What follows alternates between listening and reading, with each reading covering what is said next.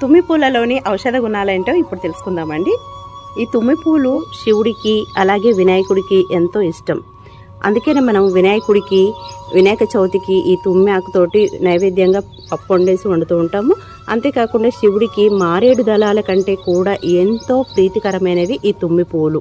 తుమ్మి పూలు ఒక దేవుడికే కాదండి, మనకు కూడా చాలా చాలా హెల్త్ బెనిఫిట్స్ అయితే ఉంటాయి.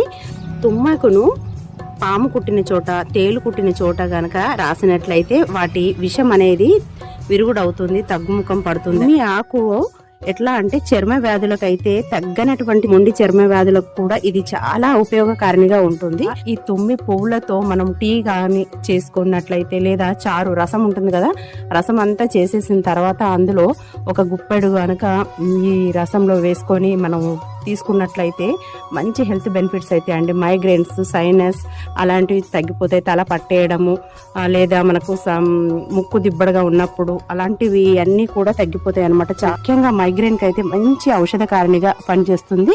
దీన్ని టీ లాగా అనంటే టీలో మనకు మరుగుతున్న వాటిలలో ఇవి వేసేసుకొని తేనె కానీ నిమ్మరసం కానీ కలుపుకొని తాగినట్లయితే మనకు మంచి రిలాక్సేషన్ అయితే ఉంటుంది.